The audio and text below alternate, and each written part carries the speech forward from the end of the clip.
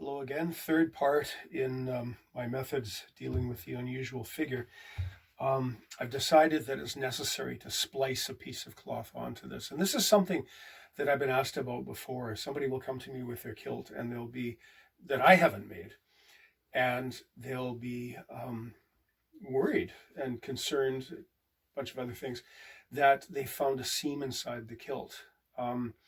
Generally, where the builder has spliced two pieces of cloth together to create a piece long enough for a kilt.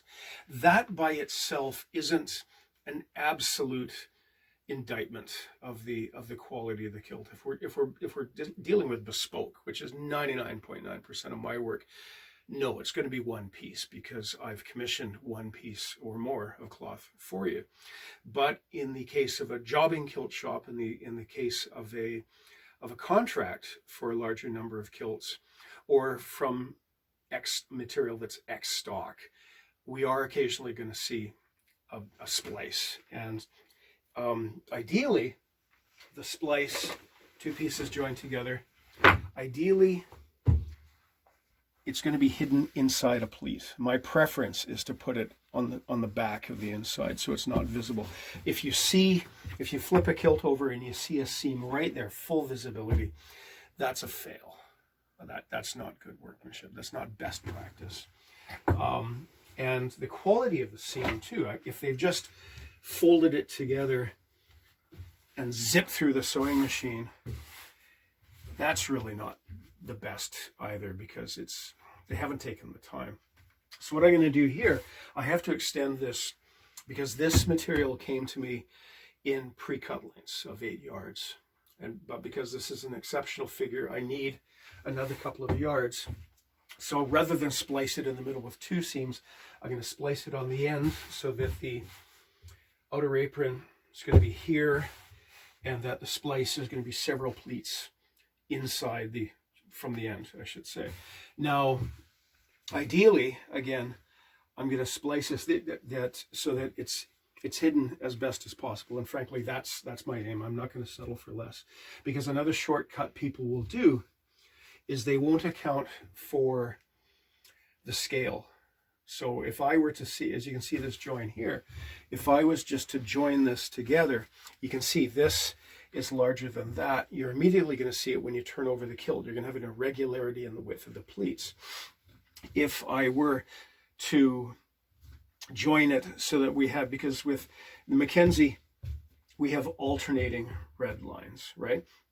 If I joined it so that we had two red lines in a row, that it was essentially like this, because it's pleated to the stripe, it's not the end of the earth. But when the client flips the kilt over, he's going to see, because the red line occurs right about on the crease on the inside of the kilt, he's going to see, his eye's going to catch those two red lines in a row, and he's going to be, Now, one way around that, of course, is to be absolutely frank with him up front, saying, I had to splice a piece and I didn't want to waste cloth, because that's another issue I'll come up with in a moment. Hence, you see this right here. So the best way, once again, a marketing solution to a perceived quality control problem, because if I do splice together, I tell the customer right at the beginning, this is what I have to do. Far too many people seem to leave that as a surprise and then act all hurt when the customer gets upset because you didn't tell me, right? So what I'm going to do here, though, I think, is, because as you can see with the chalk marks I've left, that blue is where the center, the crease of the inside of the pleat is going to be. Here's my pleat widths at the hip. So I'm going to put the seam about here, which means, frankly, I'm going to lose an entire set, because I'm going to have to cut back to here. I'm going to lose about nearly a foot there. And this is unfortunate, but I believe it's unavoidable, because I don't want that anomaly visible inside. That's only going to be seen by the customer, mind you, but it's still, I'm performing to that standard.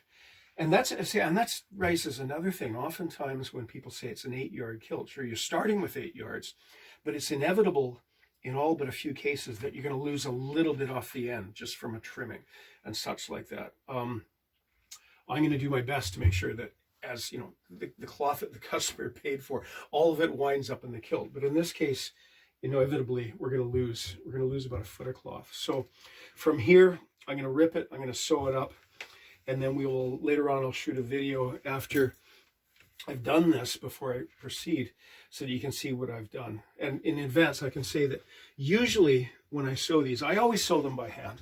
The only advantage of a sewing machine is that it's quicker. And I'm not in a hurry, and I shouldn't be in a hurry. If you don't like if you don't enjoy what you're doing, find something else to do, right? So I always sew by hand because I think it's a better seam. And normally what I do is I will fold the piece over and sew onto the crease and then press it. But in this case, because this cloth is so very thick, I'm going to overcast the raw edge. I'm going to do it in a very fine seam on both sides and then press it. And that will be the reason why I do that, because the cloth is so thick. If I was to sew two folds in there, you're going to be able to feel that when you're sitting on the kilt, and we don't want that. We don't want that either. So I'm going to hand sew. I'm going to cut it to the proper length. I'm going to hand sew both sides of the seam. I'm going to press it. I'm only going to sew up to a little above the widest point of the seat, and then I'm going to baste the rest of it down, because of course when cutting the back out of the kilt, I don't want to sever a seam that I've made and cause a weak point, because it's a loose thread instead of being tied off. So there we go. I explain what's doing, I explain what's going forward. I will check in with you later and show you how it all turned out. Thank you. Hey, it's a couple of hours later, and I've been sort of pondering this. What I'm going to do initially, because this is rare, expensive cloth, it's really irreplaceable. I don't want to sacrifice and waste any more than I have to. So I thought initially I could possibly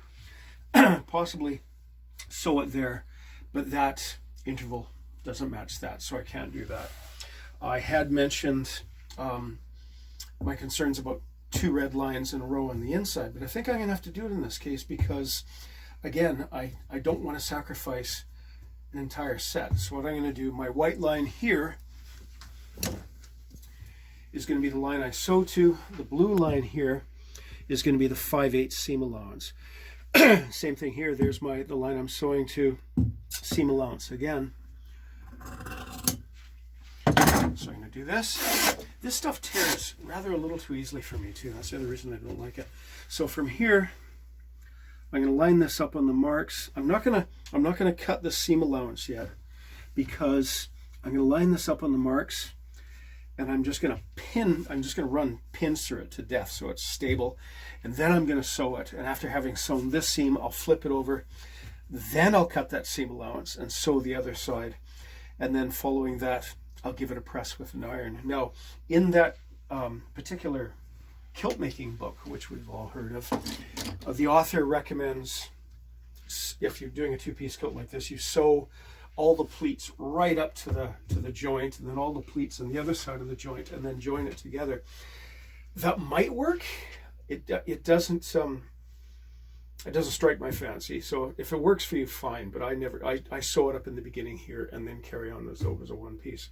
So there we are. So when we have time, I will show you the finished seam and how it's been basted at the top, and we'll carry on from there. Thank you. Here we are with, again, continuing this very long chapter in my methods. I've just about finished the pleats. I have a couple of more pleats to do, but I wanted to show you that splice where I've added a piece of cloth to lengthen the cloth, because what we have here is a flat seam. And there's the sail-making term for a seam where the edge is folded over and sewn, I believe, is a tabled seam, but I don't completely trust my memory. I generally do that sort of seam where one piece of cloth is folded and then sewn, and then the same is done on the other side. But this cloth is rather a great deal thicker, actually, than the stuff I normally use. And my feeling is that were I to do that with this, it would be too apparent to the touch, even through the layers of cloth, rather like the Princess and the Pea. So what I've done is, if you look closer, I have hand sewn the seam, and it's a rather generous stitch, because this cloth it's not the tightest weave, right? The stuff isn't as good as the stuff that was 50 or 100 years ago. So the stitch is rather large, but that's okay because this isn't a structural seam. The point of this is to keep it laying flat and such. No, I'm going to run an iron over this. You can see the stitches because the thread still has beeswax on it. But when I run the iron over that, the beeswax will melt and go away, and that'll be much harder to see. The seam ends here. See, the bottom of the fell is there, but the seam ends about an inch above that, and I've basted the rest in place with basting thread to hold everything in alignment. I don't need to sew it all the way up to the top, but the baste will hold it in place. So from here, I'm going to iron that to take the wax out of it and make it harder to see, and then I'm going to carry on with the sewing. I've got a couple of more pleats to do, and then I'll shape the inside apron, and then I will make another appointment with the, I hope, still unsuspecting client. And we're going to do a trial fitting because, again, that forward slope of his hips, his pelvis, I don't know how that's going to turn out. I'm hoping for the best. So thank you and talk to you later.